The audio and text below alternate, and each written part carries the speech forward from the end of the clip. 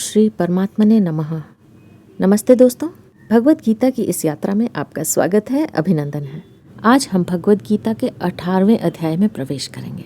यदि आप चैनल पर पहली बार आए हैं तो आपको इसके पहले के अध्यायों के लिंक डिस्क्रिप्शन में मिल जाएंगे। चैनल पर आपको भगवत गीता नाम की प्लेलिस्ट मिलेगी जिसमें आपकी सुविधा के लिए सारे अध्याय क्रम पूर्वक दिए गए हैं। तो चलिए प्रारंभ करते हैं भगवत गीता का 18वां अध्याय। वसुदेवसुतं देवं कंसचानूरमर्दनं देवकी परमानन्दं कृष्णं वन्दे जगद्गुरुम्। अथ श्रीमद्भगवद्गीता अष्टादशोऽध्यायः। अवतरणिका।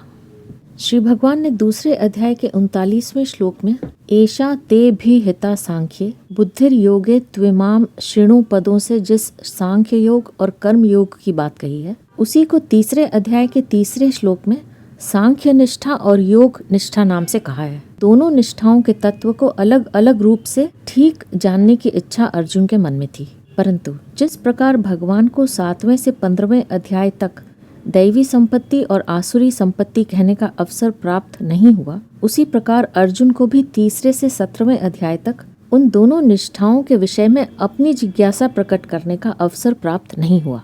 तीसरे अध्याय के तीसरे श्लोक में दो निष्ठाओं को कहकर भगवान ने चौथे अध्याय के पहले श्लोक में बताया कि मैंने इस अविनाशी योग को सूर्य से कहा था। इस पर अर्जुन ने प्रश्न किया कि आपका जन्म तो अभी का है, फिर आपने सृष्टि के आदि में सूर्य को कैसे उपदेश दिया? इसके उत्तर में भगवान ने अपने अवतार और कर्म योग के तत्व का वर्णन किया। चौथे अध्याय के ही 34वें श्लोक में भगवान ने अर्जुन को ज्ञान प्राप्त करने की आज्ञा दी। तद विद्धि प्रणिपातेन परिप्रश्नेन सेवया, और 42वें श्लोक में योग में स्थित होने की आज्ञा दी। चित्त वैनम संशयम योगम आतिष्ठोतिष्ठ भारत। इन दो अलग अलग आज्ञाओं के कारण अर्जुन ने 5वें अध्याय के आरंभ में दोनों में अपने लिए एक निश्चित कल्याणकारक साधन पूछा। उसके उत्तर में भगवान ने 5वें अध्याय का विषय पूरा कहकर अपनी ओर से ही छठा अध्याय का विषय आरंभ किया। छठे अध्याय के 33वें 34वें श्लोकों में अर्जुन ने मन की चंचलता के विषय में प्रश्न किया। उसका भगवान ने बहुत संक्षेप से उत्तर दिया। फिर अर्जुन ने 37वें से 39वें श्लोक तक योग भ्रष्ट मनुष्य की गति के विषय में प्रश्न पूछा। उसका उत्तर देते हुए भगवान ने छठे अध्याय का विषय समाप्त किया। छठे अध्याय के अंतिम श्लोक में भगवान ने अपने भक्त को संपूर्ण योगियों में परम श्रेष्ठ बताया। उसी को लेकर भगवान ने 7वें अध्याय का विषय आरंभ किया और उसमें भक्ति का विशेष वर्णन किया। 7वें अध्याय के अंत में आए हुए ब्रह्म, अध्यात्म आदि को लेकर अर्जुन ने 8वें अध्याय के आरंभ में 7 प्रश्न किए। उनमें से 6 प्रश्नों का उत्तर संक्षेप से देकर अंतकालीन गति विषयक 7वें प्रश्न के उत्तर में भगवान ने विस्तार पूर्वक 8वें अध्याय का विषय कहा। फिर 7वें अध्याय में जो विषय छूट गया था, उसी विषय का वर्णन 9वें अध्याय में तथा 10वें अध्याय में 11वें श्लोक तक किया। 10वें अध्याय के 9वें, 10वें और 11वें श्लोक में भक्त और उन पर कृपा की बात सुनकर अर्जुन बहुत प्रसन्न हुए और प्रभावित भी हुए। अतः अर्जुन ने 12वें से 18वें श्लोक तक भगवान की स्तुति की और अपनी विभूतियों को विस्तार से कहने के लिए प्रार्थना की। अपनी मुख्य विभूतियों को कहते हुए भगवान ने 10वें अध्याय के अंत में कहा कि हे अर्जुन, तुझे बहुत कुछ जानने की क्या आवश्यकता है। मैं संपूर्ण संसार को अपने एक अंश में व्याप्त करके स्थित हूँ। इसी बात को लेकर 11वें अध्याय के आरंभ में अर्जुन ने भगवान से अपना विश्व रूप दिखाने के लिए प्रार्थना की। अपना विश्व रूप दिखाकर भगवान ने 11वें अध्याय के अंत में कहा कि अनन्य भक्ति से मेरा दर्शन, ज्ञान और मेरे में प्रवेश, ये तीनों हो जाते हैं। 11वें अध्याय के अंत में भगवान ने भक्ति की महिमा कही और उससे पहले चौथे अध्याय के 34वें से 37वें श्लोक तक, 5वें अध्याय के 13वें से 26वें श्लोक तक, छठे अध्याय के 24वें से 28वें श्लोक तक और 8वें अध्याय के 11वें से 13वें श्लोक तक निर्गुण तत्व की उपासना की महिमा कही। उन दोनों में कौन श्रेष्ठ है, इस बात को अर्जुन ने 12वें अध्याय के आरंभ में पूछा। उत्तर में भगवान ने 12वें अध्याय में भक्ति की और 13वें 14वें अध्यायों में निर्गुण साधना की बात की। 14वें अध्याय के 21वें श्लोक में अर्जुन ने गुणातीत के लक्षण, आचरण और गुणातीत होने का उपाय पूछा तो भगवान ने गुणातीत के लक्षण और अपनी अव्यभिचारिणी भक्ति को गुणातीत होने का उपाय बताया। उसी अव्यभिचारिणी भक्ति के वर्णन में भगवान ने 15वें अध्याय का विषय कहा। 15वें अध्याय के अंत में स सर्वविद भजति माम सर्वभावेन भारत पदों से यह बात कही कि दैवी संपत्ति वाले मनुष्य मेरा भजन करते हैं और अर्थांतर में आसुरी संपत्ति वाले मनुष्य मेरा भजन नहीं करते। इससे पहले भी 7वें अध्याय के 15वें श्लोक में और 9वें अध्याय के 12वें-13वें श्लोकों में संकेत रूप से दैवी और आसुरी संपत्ति का वर्णन हुआ था। अतः दैवी और आसुरी संपत्ति का विस्तार से वर्णन करने के लिए 16वें अध्याय का आरंभ हुआ। 16वें अध्याय के उपांतय श्लोक को लेकर अर्जुन ने 17वें अध्याय के आरंभ में निष्ठा के विषय में प्रश्न किया। उत्तर में भगवान ने 3 प्रकार की श्रद्धा का वर्णन करते हुए अध्याय का विषय पूरा कर दिया। 17वें अध्याय के बाद अब अर्जुन तीसरे अध्याय के तीसरे श्लोक में कही 2 निष्ठाओं के तत्व को अलग अलग स्पष्ट जानने के लिए भगवान के सामने अपनी जिज्ञासा प्रकट करते हैं। अर्जुन उवाच संन्यासस्य महाबाहो तत्त्वमिच्छामि वेदितुं त्यागस्य च ऋषिकेश पृथक् केशिनिषूदन। अर्जुन बोले, हे महाबाहो, हे ऋषिकेश, हे केशिनिषूदन, मैं संन्यास और त्याग का तत्व अलग अलग जानना चाहता हूँ। अर्जुन की इस जिज्ञासा के समाधान में भगवान ने जो जो बातें कही हैं उनके आधार पर अर्जुन के मन में आई अन्य जिज्ञासाओं का भी अनुमान लगाया जा सकता है, जो इस प्रकार है। संन्यासस्य महाबाहो तत्वम इच्छामि वेदितुम, यानी संन्यास किसे कहते हैं? किसी भी कर्म के साथ कर्तापन का भाव न रहना और बुद्धि का कहीं भी लिप्त न होना संन्यास है। 18वें अध्याय का 13वां श्लोक। दूसरा, सन्यासी कैसा होना चाहिए? राग रहित, अनहमवादी, धैर्य और उत्साह से युक्त तथा सिद्धि असिद्धि में निर्विकार होना चाहिए। 18वें अध्याय का 26वां श्लोक। तीसरा, सन्यास का साधन कैसा होना चाहिए? सात्विकी बुद्धि वाला, वैराग्यवान, एकांत का सेवन करने वाला, इंद्रियों का नियमन करने वाला, शरीर वाणी मन को संयत करने वाला आदि होना चाहिए। 18वें अध्याय का 51वें से 53वें श्लोक तक। चौथा, सन्यासी के आचरण कैसे होने चाहिए? कर्तृत्व, अभिमान और राग द्वेष से रहित होकर कर्म करना। 18वें अध्याय का 23वां श्लोक। सन्यासी का भाव कैसा होना चाहिए? संपूर्ण विभक्त प्राणियों में विभाग रहित एक परमात्म तत्व को देखना। 18वें अध्याय का 20वां श्लोक। सन्यास का फल क्या होता है? परमात्म तत्व में प्रविष्ट होना। 18वें अध्याय का 55वां श्लोक। त्यागस्य च ऋषिकेश पृथक केशिनिषूदन। त्याग किसे कहते हैं? कर्म और कर्म फल की आसक्ति का त्याग करके कर्तव्य कर्म करना। 18वें अध्याय का 6वां श्लोक। त्यागी कैसा होना चाहिए? कर्म फल का त्यागी होना चाहिए। 18वें अध्याय का 11वां श्लोक। त्याग का साधन कैसा होना चाहिए? कर्म और फल की आसक्ति का त्याग। 18वें अध्याय का 9वां श्लोक। त्यागी के आचरण कैसे होने चाहिए? अकुशल कर्म से द्वेष न करना और कुशल कर्म में आसक्त न होना। 18वें अध्याय के 10वें श्लोक का पूर्वार्ध। त्यागी का भाव कैसा होना चाहिए? कर्तव्य मात्र करना। 18वें अध्याय का 9वां श्लोक। त्याग का फल क्या होता है? परमात्म तत्व में स्थित होना। 18वें अध्याय के 10वें श्लोक का उत्तरार्ध।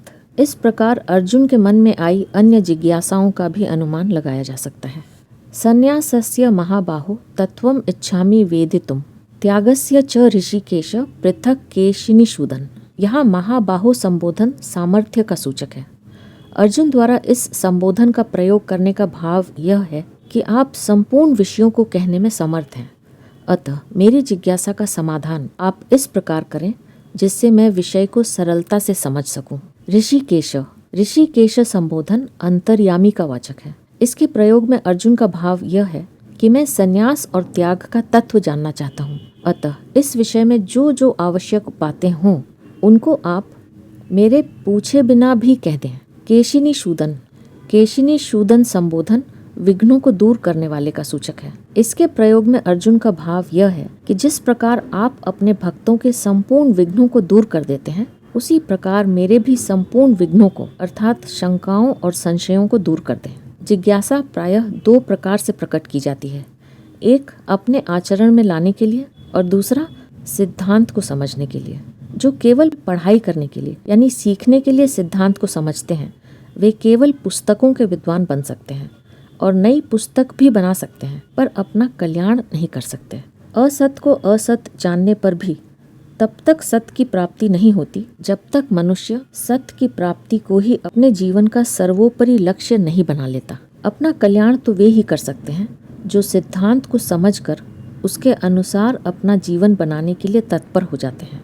यहाँ अर्जुन की जिज्ञासा भी केवल सिद्धांत को जानने के लिए ही नहीं है, प्रत्युत सिद्धांत को जानकर उसके अनुसार अपना जीवन बनाने के लिए है। एषा ते भिहिता सांख्ये, गीता दूसरे अध्याय के 39वें श्लोक में आए सांख्य पद को ही यहाँ संन्यास पद से कहा गया है। भगवान ने भी सांख्य और संन्यास को पर्यायवाची माना है। जैसे 5वें अध्याय के दूसरे श्लोक में संन्यासः, चौथे श्लोक में सांख्य योगौ, 5वें श्लोक में यत् सांख्यैहि और 6ठे श्लोक में संन्यासास्तु पदों का एक ही अर्थ में प्रयोग हुआ है। इसलिए यहाँ अर्जुन ने सांख्य को ही संन्यास कहा है। इसी प्रकार बुद्धिर योगे त्विमाम शृणु, गीता दूसरे अध्याय के 39वें श्लोक में आए योग पद को ही यहाँ त्याग पद से कहा है। भगवान ने भी योग यानी कर्म योग और त्याग को पर्यायवाची माना है। जैसे दूसरे अध्याय के 48वें श्लोक में संगम त्यक्त्वा तथा 51वें श्लोक में फलम त्यक्त्वा, तीसरे अध्याय के तीसरे श्लोक में कर्म योगेन योगिनाम, चौथे अध्याय के 20वें श्लोक में त्यक्त्वा कर्म फला संगम, 5वें अध्याय के चौथे श्लोक में योगौ, 5वें श्लोक में तद्यो गैरपि गम्यते,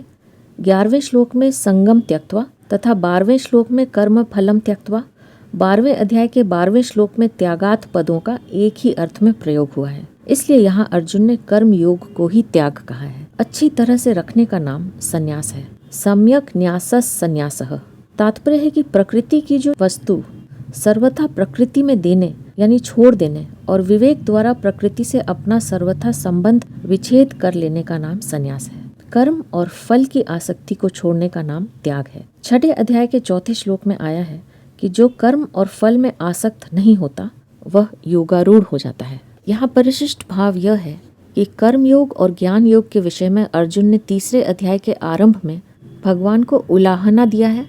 5वें अध्याय के आरंभ में यह जानना चाहा है कि दोनों में श्रेष्ठ कौन है और यहाँ वे दोनों का तत्व जानना चाहते हैं। अर्जुन की इस जिज्ञासा के उत्तर में पहले भगवान आगे के 2 श्लोकों में अन्य दार्शनिक विद्वानों के 4 मत बताते हैं। श्री भगवान उवाच काम्यानां कर्मणां न्यासं संन्यासं कवयो विदुः सर्वकर्मफलत्यागं प्राहुः त्यागं विचक्षणाः त्याज्यं दोषवदित्येके कर्म प्राहुर्मनीषिणः यज्ञदानतपः कर्म न त्याज्यमिति चापरे। श्री भगवान बोले कई विद्वान काम्य कर्मों के त्याग को संन्यास समझते हैं और कई विद्वान संपूर्ण कर्मों के फल के त्याग को त्याग कहते हैं। कई विद्वान ऐसा कहते हैं कि कर्मों को दोष की तरह छोड़ देना चाहिए और कई विद्वान ऐसा कहते हैं कि यज्ञ दान और तप रूप कर्मों का त्याग नहीं करना चाहिए। दार्शनिक विद्वानों के 4 मत हैं। काम्यानाम कर्मणाम न्यासम संन्यासम कवयो विदुः। कई विद्वान कहते हैं कि काम्य कर्मों के त्याग का नाम संन्यास है, अर्थात इष्ट की प्राप्ति और अनिष्ट की निवृत्ति के लिए जो कर्म किए जाते हैं उनका त्याग करने का नाम संन्यास है। सर्व कर्म फल त्यागम प्राहुः त्यागम विचक्षणाः। कई विद्वान कहते हैं कि संपूर्ण कर्मों के फल की इच्छा का त्याग करने का नाम त्याग है, अर्थात फल न चाहकर कर्तव्य कर्म को करते रहने का नाम त्याग है। त्याज्यम दोष वदित्येके कर्म प्राहुः मनीषिणः। कई विद्वान कहते हैं कि संपूर्ण कर्मों को दोष की तरह छोड़ देना चाहिए। दोषवत पद व्याकरण के वति और मतुप दोनों प्रत्ययों से बनता है, परंतु दोनों का अर्थ 2 तरह का होता है। वति प्रत्यय करने से दोषवत पद का अर्थ होता है कर्मों को दोष की तरह छोड़ देना चाहिए, और मतुप प्रत्यय करने से दोषवत पद का अर्थ होता है दोष वाले कर्म छोड़ देने चाहिए। परंतु यहाँ वति प्रत्यय का ही अर्थ लेना चाहिए, मतुप प्रत्यय का नहीं, क्योंकि मतुप प्रत्यय का अर्थ भगवान के मत के अनुसार है। गीता 18वें अध्याय का 48वां श्लोक, दार्शनिकों के मत के अनुसार नहीं। दूसरा अंतर यह है कि वति प्रत्यय अव्यय बनकर क्रिया का विशेषण होता है और मतु प्रत्यय कर्ता और कर्म का विशेषण होता है। यज्ञ दान तपक कर्म न त्याज्यमिति चापरे। अन्य विद्वान कहते हैं कि दूसरे सब कर्मों का भले ही त्याग कर दें, पर यज्ञ दान और तप रूप कर्मों का त्याग नहीं करना चाहिए। इन चारों मतों में दो विभाग दिखाई देते हैं। पहला और तीसरा मत संन्यास यानी सांख्य योग का है और दूसरा और चौथा मत त्याग यानी कर्म योग का है। इन दो विभागों में भी थोड़ा थोड़ा अंतर है। पहले मत में केवल काम्य कर्मों का त्याग है और तीसरे मत में कर्म मात्र का त्याग है। ऐसे ही दूसरे मत में कर्मों के फल का त्याग है और चौथे मत में यज्ञ दान और तप रूप कर्मों के त्याग का निषेध है। दार्शनिकों के इन चार मतों में क्या क्या कमियां हैं और उनकी अपेक्षा भगवान के मत में क्या क्या विलक्षणताएं हैं, इसका विवेचन इस प्रकार है। काम्यानाम कर्मणाम न्यासम संन्यासम।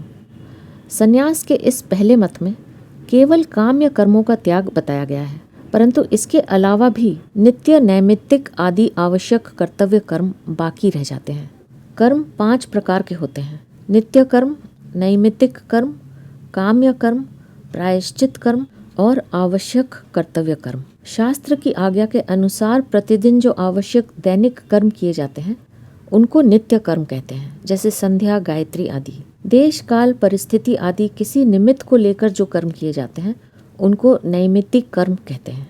जैसे गंगा जी, प्रयागराज, नैमिषारण्य, पुष्कर आदि तीर्थों में जाकर जो शास्त्र विहित कर्म किए जाते हैं वे देशकृत नैमित्तिक कर्म हैं। एकादशी, पूर्णिमा, अमावस्या, व्यतिपात, ग्रहण, होली, दीपावली, अक्षय तृतीया आदि के समय जो शास्त्र विहित कर्म किए जाते हैं वे कालकृत नैमित्तिक कर्म हैं। संतान के उत्पन्न होने पर, पुत्र या पुत्री का विवाह होने पर, किसी की मृत्यु होने पर, संत महात्माओं का संग मिलने पर जो शास्त्र विहित कर्म किए जाते हैं वे परिस्थितिकृत नैमित्तिक कर्म हैं। हमारा मान सम्मान हो जाए, लोगों में हमारी प्रसिद्धि हो जाए, हमारी संतान हो जाए, हमें बहुत सा धन मिल जाए, हमारी मनचाही हो जाए आदि इष्ट की प्राप्ति के लिए और हमारा रोग मिट जाए, आफत मिट जाए, कर्जा दूर हो जाए आदि अनिष्ट की निवृत्ति के लिए जो शास्त्रीय अनुष्ठान किए जाते हैं वे सब काम्य कर्म कहलाते हैं। हमारे द्वारा बने हुए पापों को दूर करने के लिए जो कर्म किए जाते हैं वे सब प्रायश्चित कर्म कहलाते हैं। इनके दो भेद हैं, विशेष प्रायश्चित और सामान्य प्रायश्चित। जैसे किसी के हाथ से चूहा, बिल्ली, कबूतर आदि मर जाए तो इन ज्ञात पापों को दूर करने के लिए धर्म सिंधु, निर्णय सिंधु आदि धर्म ग्रंथों में बताए गए प्रायश्चित कर्मों का अनुष्ठान करना विशेष प्रायश्चित कर्म कहलाता है। और ज्ञात अज्ञात सब पापों को दूर करने के लिए गंगा स्नान, एकादशी व्रत, नाम जप, सेवा आदि जो शुभ कर्म किए जाते हैं वे सामान्य प्रायश्चित कर्म कहलाते हैं। खेती, व्यापार, नौकरी आदि जीविका के लिए और खाना पीना, सोना जागना आदि शरीर के लिए जो कर्म किए जाते हैं वे आवश्यक कर्तव्य कर्म कहलाते हैं। अतः यह मत पूर्ण नहीं है, क्योंकि इसमें न तो कर्तृत्व का त्याग बताया है और न स्वरूप में स्थिति ही बताई है, परंतु भगवान के मत में कर्मों में कर्तृत्व अभिमान नहीं रहता और स्वरूप में स्थिति हो जाती है।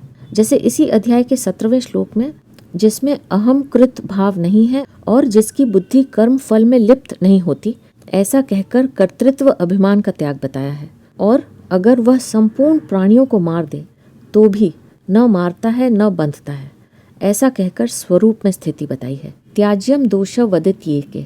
संन्यास के इस दूसरे मत में सब कर्मों को दोष की तरह छोड़ने की बात है, परंतु संपूर्ण कर्मों का त्याग कोई कर ही नहीं सकता। गीता 3 अध्याय का 5वां श्लोक। और कर्म मात्र का त्याग करने से जीवन निर्वाह भी नहीं हो सकता। गीता 3 अध्याय का 8वां श्लोक। इसलिए भगवान ने नियत कर्मों का स्वरूप से त्याग करने को राजस तामस त्याग बताया है। 18वें अध्याय का 7वां 8वां श्लोक। सर्व कर्म फल त्यागम। त्याग के इस पहले मत में केवल फल का त्याग बताया है। यहाँ फल त्याग के अंतर्गत केवल कामना के त्याग की ही बात आई है। जहाँ फल के त्याग की बात कही गई है वहाँ फल की कामना का त्याग ही समझना चाहिए, क्योंकि फल का त्याग हो ही नहीं सकता। यह नियम है कि प्रत्येक कर्म फल के रूप में परिणत होता है। जैसे कोई खेती करता है तो वह अनाज का त्याग कैसे करेगा, व्यापार करता है तो मुनाफे का त्याग कैसे करेगा। जैसे अनाज होना खेती का फल है, वैसे ही अनाज न होना भी खेती का फल है। जैसे मुनाफा होना व्यापार का फल है, वैसे ही घाटा होना भी व्यापार का फल है। परंतु कामना का त्याग करने से फल से स्वतः संबंध विच्छेद हो जाता है। गीता 18वें अध्याय का 12वां श्लोक। इसलिए भगवान ने सिद्धि और असिद्धि दोनों में सम रहने को योग अर्थात समता कहा है। गीता 2 अध्याय का 48वां श्लोक। क्योंकि सिद्धि और असिद्धि दोनों कर्म का फल है। सिद्धि और असिद्धि में सम रहने का तात्पर्य है कर्म फल में ममता आसक्ति न करना तथा कर्म फल से अपना संबंध न जोड़ना। ममता आसक्ति के त्याग की बात इसके अंतर्गत नहीं ले सकते, क्योंकि ऐसा लेने पर दार्शनिकों और भगवान के मतों में कोई अंतर नहीं रहेगा।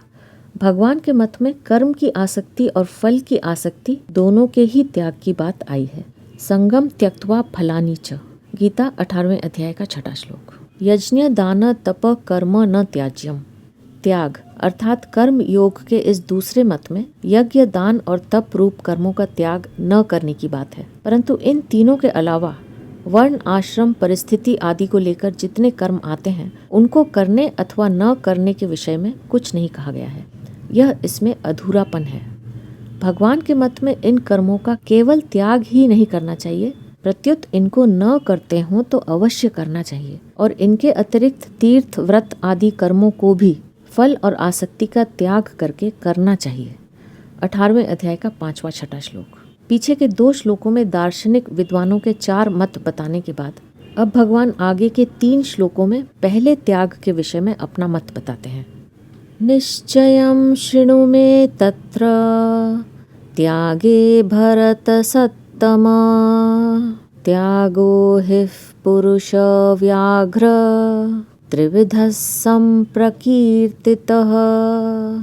श्री भगवान बोले, हे भरतवंशियों में श्रेष्ठ अर्जुन, तू संन्यास और त्याग इन दोनों में से पहले त्याग के विषय में मेरा निश्चय सुन, क्योंकि हे पुरुष श्रेष्ठ, त्याग 3 प्रकार का कहा जाता है। इस श्लोक के पूर्वार्ध की व्याख्या के रूप में भगवान ने 5वें और 6ठे श्लोक में अपना मत बताया है और उत्तरार्ध की व्याख्या के रूप में 7वें से 9वें श्लोक तक 3 प्रकार के त्याग का वर्णन किया है। जिस प्रकार शरीर और शरीर का विवेक सभी योगियों के लिए परम आवश्यक होने के कारण भगवान ने उसका वर्णन गीता में सबसे पहले किया है, 2 अध्याय के 11वें से 30वें श्लोक तक, उसी प्रकार फल की कामना और कर्म की आसक्ति का त्याग सभी योगियों के लिए अत्यंत आवश्यक होने के कारण यहाँ भगवान त्याग का वर्णन सबसे पहले आरंभ करते हैं। निश्चयं शृणु मे तत्र त्यागे भरत सत्तम। हे भरतवंशियों में श्रेष्ठ अर्जुन, अब मैं संन्यास और त्याग दोनों में से सबसे पहले त्याग के विषय में अपना मत कहता हूँ, उसको तुम सुनो। त्यागो हिफ पुरुष व्याघ्र त्रिविध संप्रकीर्तितः। यानी हे पुरुष व्याघ्र, त्याग 3 तरह का कहा गया है, सात्विक, राजस और तामस। वास्तव में भगवान के मत में सात्विक त्याग ही त्याग है, परंतु उसके साथ राजस और तामस त्याग का भी वर्णन करने का तात्पर्य यह है कि उनके बिना भगवान के अभीष्ट सात्विक त्याग की श्रेष्ठता स्पष्ट नहीं होती, क्योंकि परीक्षा या तुलना करके किसी भी वस्तु की श्रेष्ठता सिद्ध करने के लिए दूसरी वस्तुएं सामने रखनी पड़ती हैं। 3 प्रकार का त्याग बताने का तात्पर्य यह भी है कि साधक सात्विक त्याग को ग्रहण करे और राजस तथा तामस त्याग का त्याग करे। यज्ञ दान तप कर्म न त्याज्यम कार्यमेव तत् यज्ञो दानं तपश्चैव पावनानि मनीषिणाम्। श्री भगवान बोले, यज्ञ दान और तप रूप कर्मों का त्याग नहीं करना चाहिए, प्रत्युत उनको तो करना ही चाहिए, क्योंकि यज्ञ दान और तप ये तीनों ही कर्म मनीषियों को पवित्र करने वाला है। यज्ञ दान तप कर्म न त्याज्यम कार्यम एव तत्। यहाँ भगवान ने दूसरों के मत को ठीक बताया है। 3 श्लोक। भगवान कठोर शब्दों से किसी के मत का खंडन नहीं करते। आदर देने के लिए भगवान दूसरे के मत का वास्तविक अंश ले लेते हैं और उसमें अपना मत भी शामिल कर देते हैं। यहाँ भगवान ने दूसरे के मत के अनुसार कहा कि यज्ञ दान और तप रूप कर्म छोड़ने नहीं चाहिए। इसके साथ भगवान ने अपना मत बताया कि इतना ही नहीं, प्रत्युत उनको न करते हों तो अवश्य करना चाहिए। कार्यम एव तत्, कारण कि यज्ञ दान और तप तीनों कर्म मनीषियों को पवित्र करने वाले हैं। यज्ञो दानम तपश्चैव पावनानि मनीषिणाम्। यहाँ चैव पद का तात्पर्य है कि नित्य, नैमित्तिक, जीविका संबंधी, शरीर संबंधी आदि जितने भी कर्तव्य कर्म हैं उनको भी अवश्य करना चाहिए, क्योंकि वे भी मनीषियों को पवित्र करने वाले हैं। जो मनुष्य समत्व बुद्धि से युक्त होकर कर्मजन्य फल का त्याग कर देते हैं वे मनीषी हैं। कर्मजम बुद्धि युक्ता है फलम त्यक्त्वा मनीषिणः। गीता 2 अध्याय का 51वां श्लोक। ऐसे मनीषियों को वे यज्ञ आदि कर्म पवित्र करते हैं, परंतु जो वास्तव में मनीषी नहीं है, जिनकी इंद्रियां वश में नहीं है, अर्थात जो अपने सुख भोग के लिए ही यज्ञ दान आदि कर्म करते हैं, उनको वे कर्म पवित्र नहीं करते, प्रत्युत वे कर्म बंधन कारक हो जाते हैं। इस श्लोक के पूर्वार्ध में यज्ञ दान तपक कर्म ऐसा समास युक्त पद दिया है और उत्तरार्ध में यज्ञो दानम तपह ऐसे अलग अलग पद दिए हैं। इसका तात्पर्य है कि भगवान ने समास युक्त पद से यह बताया है कि यज्ञ दान और तप का त्याग नहीं करना चाहिए, प्रत्युत इनको अवश्य करना चाहिए, और अलग अलग पदों से यह बताया है कि इनमें से एक एक कर्म भी मनीषी को पवित्र करने वाला है। यहाँ परिशिष्ट भाव यह है कि मनीषी का अर्थ है विचारशील।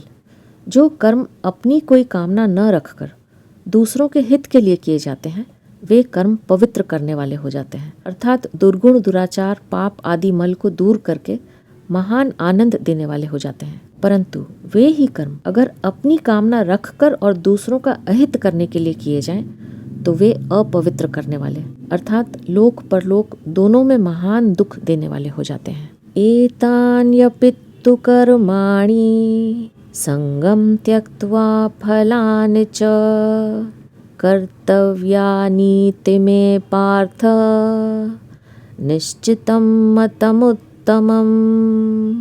श्री भगवान बोले, हे पार्थ, इन यज्ञ दान और तप रूप कर्मों को तथा दूसरे भी कर्मों को आसक्ति और फलों की इच्छा का त्याग करके करना चाहिए। यह मेरा निश्चय किया हुआ उत्तम मत है। एतान्यपि तु कर्माणि संगम त्यक्त्वा फलानि च कर्तव्यानीति मे पार्थ निश्चितम मतम उत्तमम। यहाँ एतानी पद से पूर्व श्लोक में कहे यज्ञ दान और तप रूप कर्मों की तथा अपि पद से शास्त्र विहित पठन पाठन खेती व्यापार आदि जीविका संबंधी कर्म, शास्त्र की मर्यादा के अनुसार खाना पीना उठना बैठना सोना जागना आदि शारीरिक कर्म और परिस्थिति के अनुसार सामने आए अवश्य कर्तव्य कर्म, इन सभी कर्मों को लेना चाहिए। इन समस्त कर्मों को आसक्ति और फलेच्छा का त्याग करके अवश्य करना चाहिए। अपनी कामना ममता और आसक्ति का त्याग करके कर्मों को केवल प्राणी मात्र के हित के लिए करने से कर्मों का प्रवाह संसार के लिए और योग अपने लिए हो जाता है, परंतु कर्मों को अपने लिए करने से कर्म बंधन कारक हो जाते हैं, अपने व्यक्तित्व को नष्ट नहीं होने देते। गीता में कहीं संग यानी आसक्ति के त्याग की बात आती है और कहीं कर्मों के फल के त्याग की बात आती है। इस श्लोक में संग और फल दोनों के त्याग की बात आई है। इसका तात्पर्य यह है कि गीता में जहाँ संग के त्याग की बात कही है वहाँ उसके साथ फल के त्याग की बात भी समझ लेनी चाहिए, और जहाँ फल के त्याग की बात कही है वहाँ उसके साथ संग के त्याग की बात भी समझ लेनी चाहिए। यहाँ अर्जुन ने त्याग के तत्व की बात पूछी है, अतः भगवान ने त्याग का तत्व बताया है कि संग यानी आसक्ति और फल दोनों का ही त्याग करना चाहिए, जिससे साधक को यह जानकारी स्पष्ट हो जाए कि आसक्ति न तो कर्मों में रहनी चाहिए और न फल में ही रहनी चाहिए। आसक्ति न रहने से मन बुद्धि इंद्रियां शरीर आदि कर्म करने के औजारों यानी करणों में तथा प्राप्त वस्तुओं में ममता नहीं रहती। गीता 5वें अध्याय का 11वां श्लोक। संग यानी आसक्ति या संबंध सूक्ष्म होता है और फलेच्छा स्थूल होती है। संग या आसक्ति की सूक्ष्मता वहाँ तक है जहाँ चेतन स्वरूप ने नाशवान के साथ संबंध जोड़ा है, वहीं से आसक्ति पैदा होती है, जिससे जन्म मरण आदि सब अनर्थ होते हैं। कारणम गुण संगोस्य सद सद्योनि जन्मसु। गीता 13वें अध्याय का 21वां श्लोक। आसक्ति का त्याग करने से नाशवान के साथ जुड़े हुए संबंध का विच्छेद हो जाता है और स्वतः स्वाभाविक रहने वाली असंगता का अनुभव हो जाता है। इस विषय में एक और बात समझने की है कि कई दार्शनिक इस नाशवान संसार को असत मानते हैं, क्योंकि यह पहले भी नहीं था और पीछे भी नहीं रहेगा, इसलिए वर्तमान में भी यह नहीं है। जैसे स्वप्न। कई दार्शनिकों का यह मत है कि संसार परिवर्तनशील है, हरदम बदलता रहता है, कभी एक रूप नहीं रहता, जैसे अपना शरीर। कई दार्शनिक यह मानते हैं कि परिवर्तनशील होने पर भी संसार का कभी अभाव नहीं होता, प्रत्युत तत्व से सदा रहता है, जैसे जल। जल ही बर्फ बादल भाप और परमाणु रूप से हो जाता है, पर स्वरूप से वह मिटता नहीं। इस तरह अनेक मतभेद हैं, किंतु नाशवान जड़ का अपने अविनाशी चेतन स्वरूप के साथ कोई संबंध नहीं है, इसमें किसी भी दार्शनिक का मतभेद नहीं है। संगम त्यक्त्वा पदों से भगवान ने उसी संबंध का त्याग कहा है। प्रकृति सत्य है या असत है, अथवा सत्य असत से विलक्षण है, अनादि शांत है या अनादि अनंत है, इस झगड़े में पड़कर साधक को अपना अमूल्य समय खर्च नहीं करना चाहिए। प्रत्युत इस प्रकृति से तथा प्रकृति के कार्य शरीर संसार से अपना संबंध विच्छेद करना चाहिए, जो कि स्वतः हो ही रहा है। स्वतः होने वाले संबंध विच्छेद का केवल अनुभव करना है कि शरीर तो प्रतिक्षण बदलता ही रहता है और स्वयं निर्विकार रूप से सदा ज्यों का त्यों रहता है। अब प्रश्न यह होता है कि फल क्या है? प्रारब्ध कर्म के अनुसार अभी हमें जो परिस्थिति, वस्तु, देश, काल आदि प्राप्त हैं, वह सब कर्मों का प्राप्त फल है, और भविष्य में जो परिस्थिति, वस्तु आदि प्राप्त होने वाली है, वह सब कर्मों का अप्राप्त फल है। प्राप्त तथा अप्राप्त फल में आसक्ति रहने के कारण ही प्राप्त में ममता और अप्राप्त की कामना होती है। इसलिए भगवान ने त्यक्त्वा फलानि च कहकर फलों का त्याग करने की बात कही है। यहाँ फलानि शब्द में बहुवचन देने का तात्पर्य है कि सकाम भाव से कर्म करने वालों में बहुत से फलों की इच्छा होती है। बहुशाखा ह्यनन्ताश्च बुद्धयो व्यवसायी नाम, गीता 2 अध्याय का 41वां श्लोक। वे इस लोक में सुख, आराम, मान सम्मान, यश, प्रतिष्ठा आदि चाहते हैं और परलोक में स्वर्ग आदि की प्राप्ति चाहते हैं। भगवान के मत में इन सभी फलों की इच्छाओं का त्याग है। कर्म फल का त्याग क्यों करना चाहिए? इसका उत्तर है क्योंकि कर्म फल हमारे साथ रहने वाले है ही नहीं। कारण यह है कि जिन कर्मों से फल बनता है उन कर्मों का आरंभ और अंत होता है, अतः उनका फल भी प्राप्त और नष्ट होने वाला ही है। इसलिए कर्म फल का त्याग करना है। फल के त्याग में वस्तुतः फल की आसक्ति का, कामना का ही त्याग करना है। वास्तव में आसक्ति हमारे स्वरूप में है नहीं, केवल मानी हुई है। दूसरी बात, जो अपना स्वरूप होता है उसका त्याग नहीं होता। जैसे प्रज्वलित अग्नि उष्णता और प्रकाश का त्याग नहीं कर सकती। जो वस्तु अपनी नहीं होती उसका भी त्याग नहीं होता।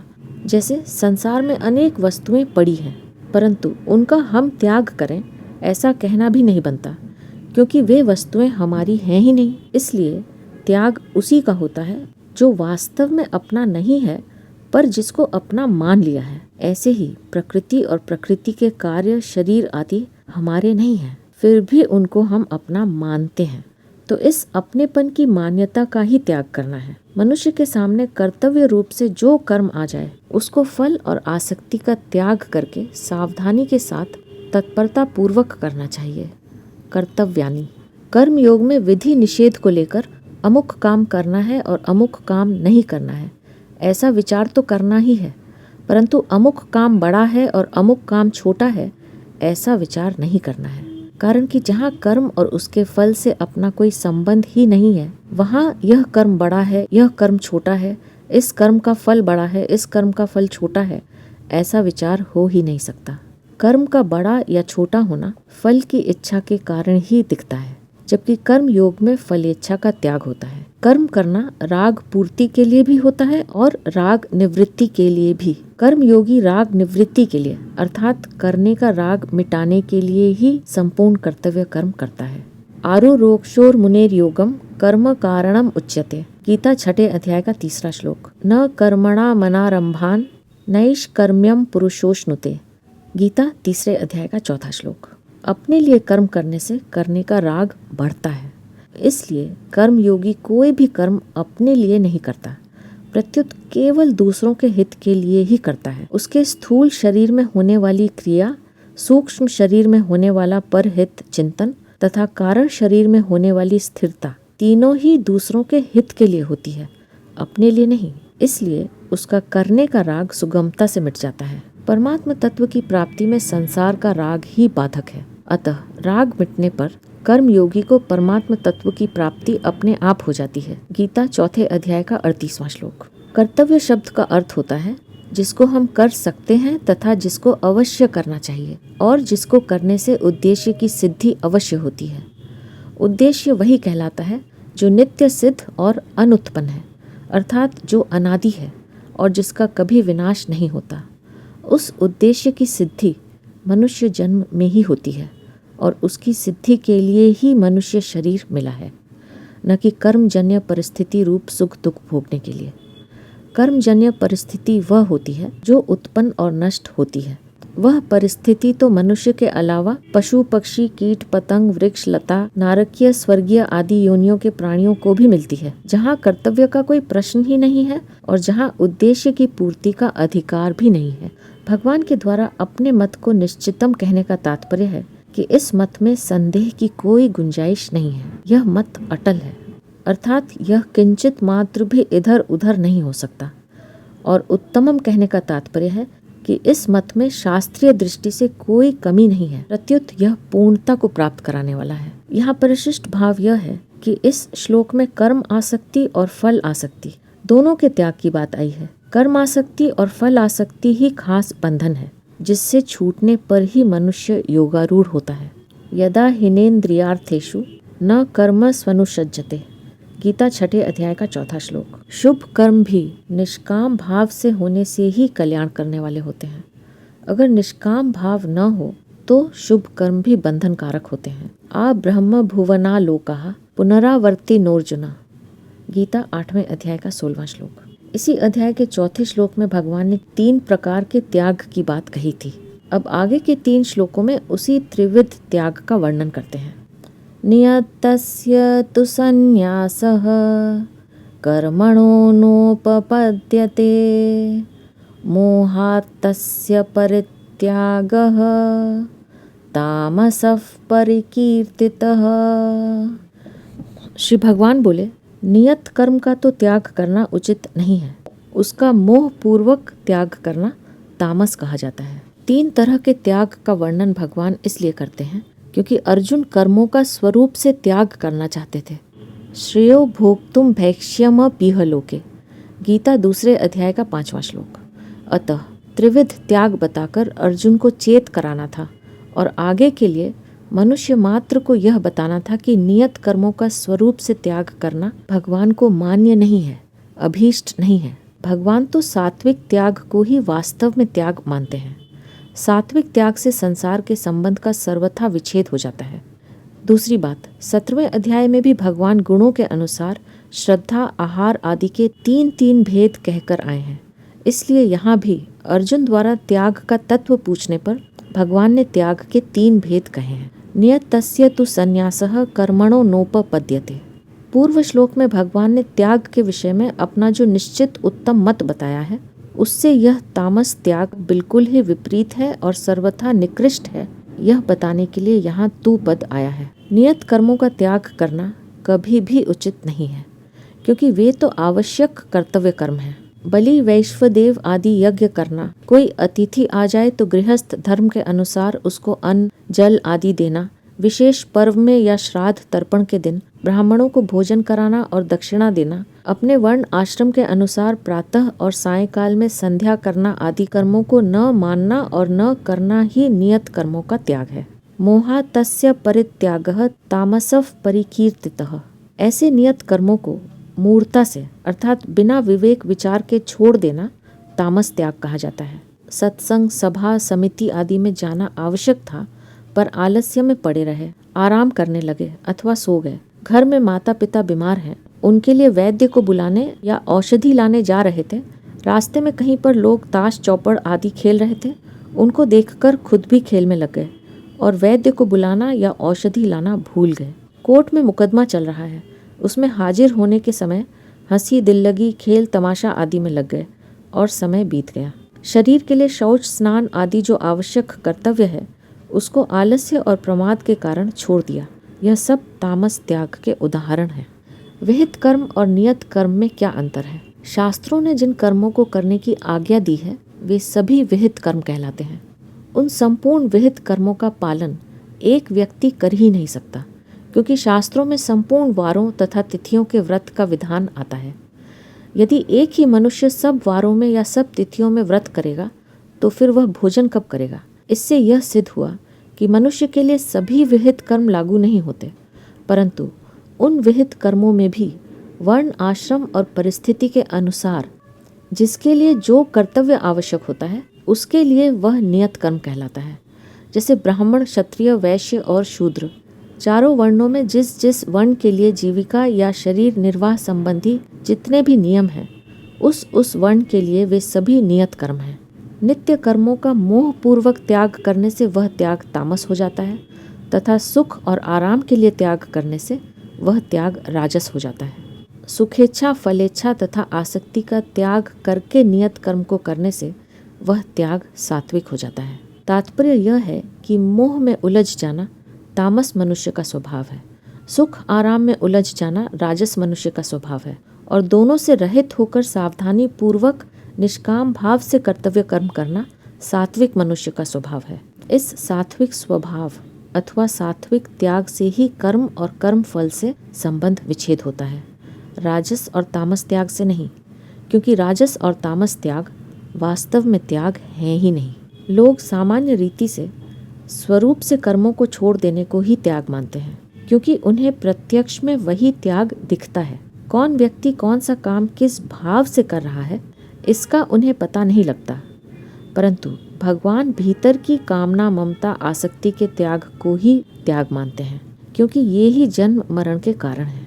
गीता 13वें अध्याय का 21वां श्लोक। यदि बाहर के त्याग को ही वास्तविक त्याग मान लिया जाए तो सभी मरने वालों का कल्याण हो जाना चाहिए, क्योंकि उनकी तो संपूर्ण वस्तुएं छूट जाती हैं, और तो क्या अपना कहलाने वाला शरीर भी छूट जाता है, और उनको वे वस्तुएं प्रायः याद तक नहीं रहती। अतः भीतर का त्याग ही वास्तविक त्याग है। भीतर का त्याग होने से बाहर से वस्तुएं अपने पास रहें या न रहें, मनुष्य उनसे बंधता नहीं। यहाँ परिशिष्ट भाव यह है कि विहित की अपेक्षा नियत कर्म में मनुष्य की विशेष जिम्मेवारी होती है। जैसे किसी को पहरे पर खड़ा कर दिया अथवा जल पिलाने के लिए प्याऊ पर बैठा दिया, तो यह उसके लिए नियत कर्म हो गया, जिसकी उस पर विशेष जिम्मेवारी है। नियत कर्म के त्याग का अधिक दोष लगता है। नियत कर्म का त्याग करने से विप्लव होता है। अतः पैसे कम मिले या अधिक, आराम कम मिले या अधिक, अपने नियत कर्म का कभी त्याग नहीं करना चाहिए। नियत कर्म न करने के कारण ही आजकल समाज में अव्यवस्था हो रही है। जिसकी जिस काम के लिए नियुक्ति कर दी वह उस काम को नहीं करेगा तो क्या दशा होगी। नियत का मोह पूर्वक त्याग करना तामस है, जिसका फल अधोगति की प्राप्ति है। अधोगच्छन्ति तामसाः। गीता 14वें अध्याय का 18वां श्लोक। दुखम मित्येव यत् कर्म काय क्लेश भयात् त्यजेत् सकृत्वा राजसं त्यागम नैव त्याग फलम लभेत। श्री भगवान बोले, जो कुछ कर्म है वह दुख रूप ही है। ऐसा समझकर कोई शारीरिक परिश्रम के भय से उसका त्याग कर दे तो वह राजस त्याग करके भी त्याग के फल को नहीं पाता। दुःखमित्येव यत् कर्म। यज्ञ, दान आदि शास्त्रीय नियत कर्मों को करने में केवल दुख ही भोगना पड़ता है, और उनमें है ही क्या, क्योंकि उन कर्मों को करने के लिए अनेक नियमों में बंधना पड़ता है और खर्चा भी करना पड़ता है। इस प्रकार राजस मनुष्य को उन कर्मों में केवल दुख ही दुख दिखता है। दुख दिखने का कारण यह है कि उनका परलोक पर, शास्त्रों पर, शास्त्र विहित कर्मों पर और उन कर्मों के परिणाम पर श्रद्धा विश्वास नहीं होता। काय क्लेश भयात् त्यजेत्। राजस मनुष्य को शास्त्र मर्यादा और लोक मर्यादा के अनुसार चलने से शरीर में क्लेश अर्थात परिश्रम का अनुभव होता है। क्लेश का अनुभव होने में शरीर की ममता और आसक्ति ही कारण है। राजस मनुष्य को अपने वर्ण, आश्रम आदि के धर्म का पालन करने में और माता पिता, गुरु, मालिक आदि की आज्ञा का पालन करने में पराधीनता और दुख का अनुभव होता है, तथा उनकी आज्ञा भंग करके जैसी मर्जी आए वैसा करने में स्वाधीनता और सुख का अनुभव होता है। राजस मनुष्यों के विचार यह होते हैं कि गृहस्थ में आराम नहीं मिलता, परिवार आदि हमारे अनुकूल नहीं है, अथवा सब कुटुंबी मर गए हैं, घर में काम करने के लिए कोई रहा नहीं, खुद को तकलीफ उठानी पड़ती है, इसलिए साधु बन जाएं तो आराम से रहेंगे, रोटी कपड़ा आदि सब चीज़ें मुफ्त में मिल जाएंगी, परिश्रम नहीं करना पड़ेगा। कोई ऐसी सरकारी नौकरी मिल जाए जिससे काम कम करना पड़े और रुपए आराम से मिलते रहें। हम काम न करें तो भी उस नौकरी से हमें कोई छुड़ा न सके, हम नौकरी छोड़ देंगे तो हमें पेंशन मिलती रहेगी इत्यादि। ऐसे विचारों के कारण उन्हें घर का काम धंधा करना अच्छा नहीं लगता और वे उसका त्याग कर देते हैं। यहाँ शंका होती है कि ज्ञान प्राप्ति के साधनों में दुख और दोष को बार बार देखने की बात कही गई है। गीता 13वें अध्याय का 8वां श्लोक। और यहाँ कर्मों में दुख देखकर उनका त्याग करने को राजस त्याग कहा है, अर्थात कर्मों के त्याग का निषेध किया है। इन दोनों बातों में परस्पर विरोध प्रतीत होता है। इसका समाधान यह है कि वास्तव में इन दोनों में विरोध नहीं है, प्रत्युत इन दोनों का विषय अलग अलग है। वहाँ यानी गीता के 13वें अध्याय के 8वें श्लोक में भोगों में दुख और दोष को देखने की बात है और यहाँ नियत कर्तव्य कर्मों में दुख को देखने की बात है। इसलिए वहाँ भोगों का त्याग करने का विषय है और यहाँ कर्तव्य कर्मों को त्याग करने का विषय है। भोगों का तो त्याग करना चाहिए, परंतु कर्तव्य कर्मों का त्याग कभी नहीं करना चाहिए। कारण कि जिन भोगों में सुख बुद्धि और गुण बुद्धि हो रही है, उन भोगों में बार बार दुख और दोष को देखने से भोगों से वैराग्य होगा, जिससे परमात्म तत्व की प्राप्ति होगी। परंतु नियत कर्तव्य कर्मों में दुख देखकर उन कर्मों का त्याग करने से सदा पराधीनता और दुख भोगना पड़ेगा। यज्ञार्थात् कर्मणोन्यत्र लोकोयम कर्म बंधनः। गीता 3 अध्याय का 9वां श्लोक। तात्पर्य यह हुआ कि भोगों में दुख और दोष देखने से भोगासक्ति छूटेगी, जिससे कल्याण होगा, और कर्तव्य कर्म में दुख देखने से कर्तव्य छूटेगा, जिससे पतन होगा। कर्तव्य कर्मों का त्याग करने में तो राजस और तामस ये दो भेद होते हैं, पर परिणाम में आलस्य, प्रमाद, अनिद्रा आदि के कारण दोनों एक हो जाते हैं, अर्थात परिणाम में दोनों ही तामस हो जाते हैं, जिसका फल अधोगति होता है। अधोगच्छन्ति तामसाः। गीता 14वें अध्याय का 18वां श्लोक। एक शंका यह भी हो सकती है कि सत्संग, भगवत कथा, भगवत चरित्र सुनने से किसी को वैराग्य हो जाए तो वह प्रभु को पाने के लिए आवश्यक कर्तव्य कर्मों को भी छोड़ देता है और केवल भगवान के भजन में लग जाता है, इसलिए उसका वह कर्तव्य कर्मों का त्याग राजस कहा जाना चाहिए। ऐसी बात नहीं है। सांसारिक कर्मों को छोड़कर जो भजन में लग जाता है, उसका त्याग राजस और तामस नहीं हो सकता, कारण कि भगवान को प्राप्त करना मनुष्य जन्म का लक्ष्य है, ध्येय है। अतः उस ध्येय की सिद्धि के लिए कर्तव्य कर्मों का त्याग करना वास्तव में कर्तव्य का त्याग करना नहीं है, प्रत्युत असली कर्तव्य को करना है। वही वास्तविक कर्तव्य है। उस वास्तविक कर्तव्य को करते हुए आलस्य, प्रमाद आदि दोष नहीं आ सकते, क्योंकि उसकी रुचि भगवान में रहती है। परंतु राजस और तामस त्याग करने वालों में आलस्य, प्रमाद आदि दोष आएंगे ही, क्योंकि उसकी रुचि भोगों में रहती है। सकृत्वा राजसम त्यागम नैव त्याग फलम लभेत। त्याग का फल शांति है। राजस मनुष्य त्याग करके भी त्याग के फल शांति को नहीं पाता, कारण कि उसने जो त्याग किया है वह अपने सुख आराम के लिए ही किया है। ऐसा त्याग तो पशु पक्षी आदि भी करते हैं। अपने सुख आराम के लिए शुभ कर्मों का त्याग करने से राजस मनुष्य को शांति तो नहीं मिलती, पर शुभ कर्मों के त्याग का फल दंड रूप से अवश्य भोगना पड़ता है। यहाँ परिशिष्ट भाव यह है कि त्याग का फल शांति है। त्यागा शांतिरनंतरम। गीता 12वें अध्याय का 12वां श्लोक। और राग का फल दुख है। रजसस्तु फलम दुखम।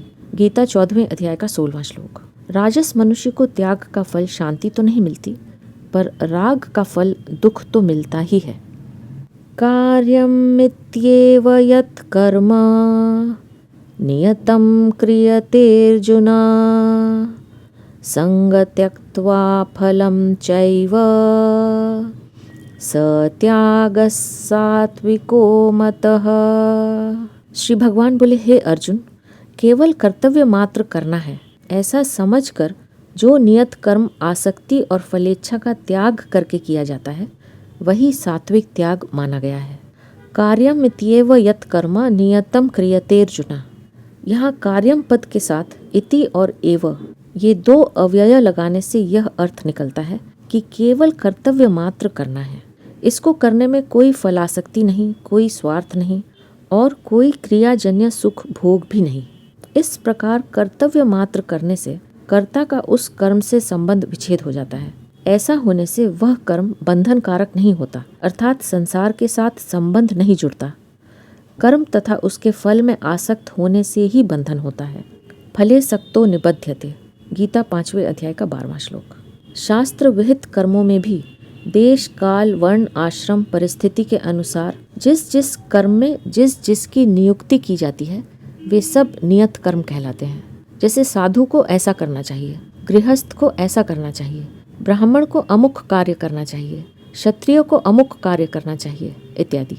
उन कर्मों को प्रमाद, आलस्य, उपेक्षा, उदासीनता आदि दोषों से रहित होकर तत्परता पूर्वक और उत्साह पूर्वक करना चाहिए। इसलिए भगवान ने कर्म योग के प्रसंग में जगह जगह समाचर शब्द दिया है। गीता 3 अध्याय का 9वां और 19वां श्लोक।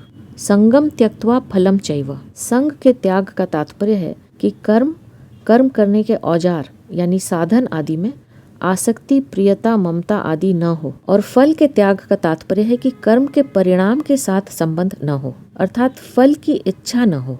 इन दोनों का तात्पर्य है कि कर्म और फल में आसक्ति तथा इच्छा का त्याग हो। सत्यागस सात्विको मतः।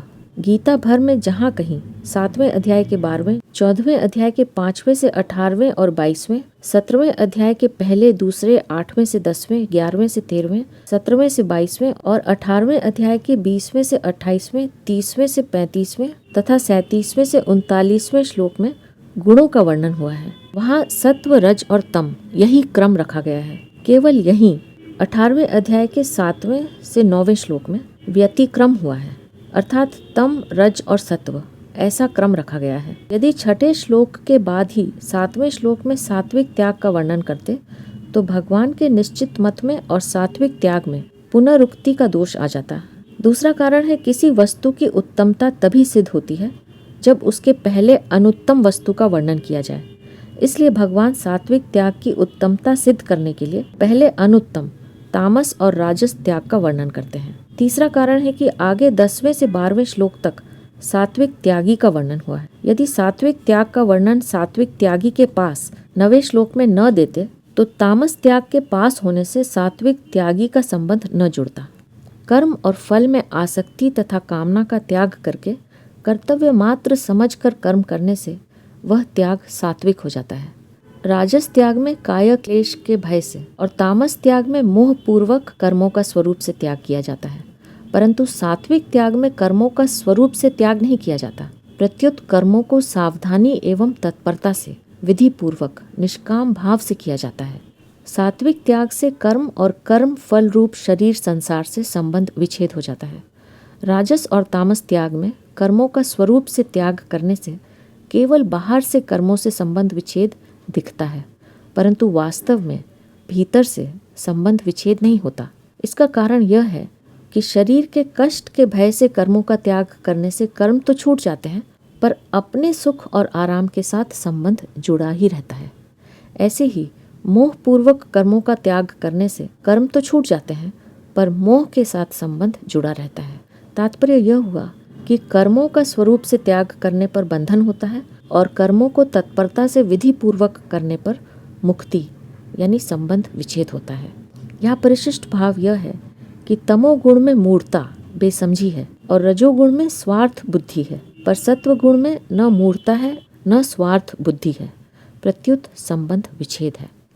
सात्विक मनुष्य कर्तव्य मात्र समझकर सब नियत कर्म करता है।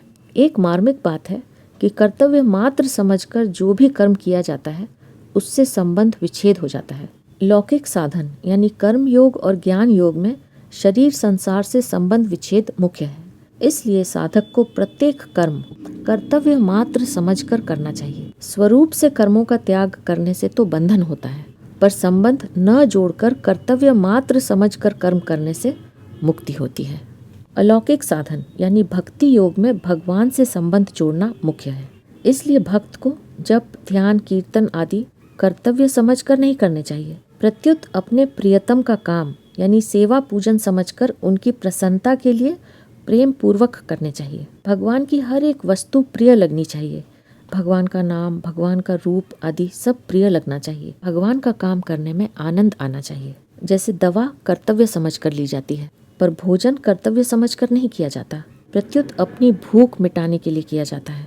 इसलिए भक्त को जप, ध्यान आदि कर्तव्य मात्र समझकर त्याग के उद्देश्य से नहीं करने चाहिए, प्रत्युत भगवान के साथ संबंध जागृत करने के लिए करने चाहिए।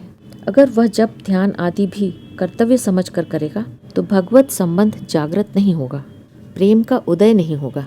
यहाँ शंका हो सकती है कि प्रस्तुत श्लोक में कर्म करने की बात आई है, त्याग की बात आई ही नहीं, फिर यह सात्विक त्याग कैसे हुआ? कि सात्विक कर्ता में न मोह है, न स्वार्थ है, न आसक्ति है, न फलेच्छा है, केवल कर्तव्य मात्र है। इसलिए कर्म के साथ कर्ता का कुछ भी संबंध न होने से यह त्याग हुआ। कर्तव्य मात्र जड़ विभाग में ही रहा, चेतन के साथ संबंध नहीं हुआ। जब चेतन यानी शरीरी शरीर के साथ अपना संबंध मान लेता है, तब शरीर से होने वाले कर्मों के साथ उसका संबंध जुड़ जाता है। अगर वह शरीर के साथ संबंध न जोड़े, केवल कर्तव्य मात्र करे, तो उसका कर्मों के साथ संबंध नहीं जुड़ेगा। शरीर संसार से संबंध विच्छेद होने के कारण इसका नाम त्याग हुआ। इसमें कर्म और फल दोनों के साथ संबंध विच्छेद है। छठे श्लोक में एतानी और अपितु पदों से कहे गए यज्ञ, दान, तप आदि शास्त्र विहित कर्मों के करने में और शास्त्र निषिद्ध तथा काम्य कर्मों का त्याग करने में क्या भाव होना चाहिए, यह भगवान आगे के श्लोक में बताते हैं। न द्वेष्ट्य कुशलम कर्म कुशले नानुषज्जते त्यागी सत्व समाविष्टो मेधावी छिन्न संशयः। श्री भगवान बोले, जो अकुशल कर्म से द्वेष नहीं करता और कुशल कर्म में आसक्त नहीं होता, वह त्यागी, बुद्धिमान, संदेह रहित और अपने स्वरूप में स्थित है। न द्वेष्ट्य कुशलम कर्म, जो शास्त्र विहित शुभ कर्म फल की कामना से किए जाते हैं और परिणाम में जिनसे पुनर्जन्म होता है। गीता दूसरे अध्याय के 42वें से 44वें श्लोक तक और 9वें अध्याय का 20वां 21वां श्लोक, तथा जो शास्त्र निषिद्ध पाप कर्म है और परिणाम में जिनसे नीच योनियां तथा नरकों में जाना पड़ता है। गीता 16वें अध्याय के 7वें से 20वें श्लोक तक, वे सब के सब कर्म अकुशल कहलाते हैं। साधक ऐसे अकुशल कर्मों का त्याग तो करता है, पर द्वेष पूर्वक नहीं, कारण कि द्वेष पूर्वक त्याग करने से कर्मों से तो संबंध छूट जाता है, पर द्वेष के साथ संबंध जुड़ जाता है, जो शास्त्र विहित काम्य कर्मों से तथा शास्त्र निषिद्ध पाप कर्मों से भी भयंकर है। कुशले नानुषज्जते, शास्त्र विहित कर्मों में भी जो वर्ण, आश्रम, परिस्थिति आदि के अनुसार नियत हैं और जो आसक्ति तथा फलेच्छा का त्याग करके किए जाते हैं तथा परिणाम में जिनसे मुक्ति होती है, ऐसे सभी कर्म कुशल कहलाते हैं। साधक ऐसे कुशल कर्मों को करते हुए भी उनमें आसक्त नहीं होता। त्यागी, कुशल कर्मों के करने में जिसका राग नहीं होता और अकुशल कर्मों के त्याग में जिसका द्वेष नहीं होता, वही असली त्यागी है। दोष बुद्धयो भयातीतो निषेधान्न निवर्तते गुण बुद्धया च विहितम न करोति यथार्भकः। श्रीमद् भागवत 11:7-11। अर्थात जो मनुष्य अनुकूलता प्रतिकूलता रूप द्वंद्वों से ऊंचा उठ जाता है, वह शास्त्र निषिद्ध कर्मों का त्याग करता है पर द्वेष बुद्धि से नहीं, और शास्त्र विहित कर्मों को करता है पर गुण बुद्धि से नहीं, अर्थात राग पूर्वक नहीं। जैसे घुटनों के बल पर चलने वाले बच्चे की निवृत्ति और प्रवृत्ति राग द्वेष पूर्वक नहीं होती, उभयातीत मनुष्य की निवृत्ति और प्रवृत्ति भी राग द्वेष पूर्वक नहीं होती। बच्चों में तो अज्ञता रहती है, पर राग द्वेष से रहित मनुष्य में विज्ञता रहती है। परंतु वह त्याग पूर्णतया तब सिद्ध होता है जब कर्मों को करने अथवा न करने से अपने में कोई फर्क न पड़े, अर्थात निरंतर निर्लिप्तता बनी रहे। गीता 3 अध्याय का 18वां और 4 अध्याय का 18वां श्लोक। ऐसा होने पर साधक योगारूढ़ हो जाता है। गीता 6 अध्याय का 4था श्लोक। मेधावी, जिसके संपूर्ण कार्य सांगोपांग होते हैं और संकल्प तथा कामना से रहित होते हैं तथा ज्ञान रूप अग्नि से जिसने संपूर्ण कर्मों को भस्म कर दिया है, उसे पंडित भी पंडित कहते हैं, मेधावी अथवा बुद्धिमान कहते हैं। गीता 4 अध्याय का 19वां श्लोक। कारण कि कर्मों को करते हुए भी कर्मों से लिपायमान न होना बड़ी बुद्धिमत्ता है। इसी मेधावी को 4 अध्याय के 18वें श्लोक में सबुद्धिमान मनुष्येषु पदों से संपूर्ण मनुष्यों में बुद्धिमान बताया गया है। छिन्न संशयः, उस त्यागी मनुष्य में कोई संदेह नहीं रहता। तत्व में अभिन्नता के भाव से स्थित रहने के कारण उसमें किसी तरह का संदेह रहने की संभावना ही नहीं रहती। संदेह तो वहीं रहता है जहाँ अधूरा ज्ञान होता है, अर्थात कुछ जानते हैं और कुछ नहीं जानते। सत्व समाविष्टः, आसक्ति आदि का त्याग होने से उसकी अपने स्वरूप में, चिन्मयता में स्वतः स्थिति हो जाती है, इसलिए उसे सत्व समाविष्टः कहा गया है। इसी को 5वें अध्याय के 19वें श्लोक में तस्मात् ब्रह्मणि ते स्थिताः पदों से परमात्मा में स्थित बताया गया है। यहाँ परिशिष्ट भाव यह है कि इस श्लोक का तात्पर्य राग द्वेष का त्याग करने में है। मनुष्य का स्वभाव है कि वह राग पूर्वक ग्रहण और द्वेष पूर्वक त्याग करता है। राग और द्वेष दोनों से ही संसार से संबंध जुड़ता है। भगवान कहते हैं कि वास्तव में वही मनुष्य श्रेष्ठ है जो शुभ कर्म का ग्रहण तो करता है पर राग पूर्वक नहीं, और अशुभ कर्म का त्याग तो करता है पर द्वेष पूर्वक नहीं। कर्मों को करने में राग न हो और छोड़ने में द्वेष न हो, इतनी झंझट क्यों की जाए? कर्मों का सर्वथा ही त्याग क्यों न कर दिया जाए? इस शंका को दूर करने के लिए भगवान आगे का श्लोक कहते हैं, जिन्हें लेकर हम अपनी अगली प्रस्तुति में फिर उपस्थित होंगे। अब मैं आपसे आज्ञा लूंगी। आप अपना ध्यान रखिए, हमेशा खुश रहिए, मुस्कुराते रहिए। आपका बहुत बहुत धन्यवाद। ओम श्री परमात्मने नमः।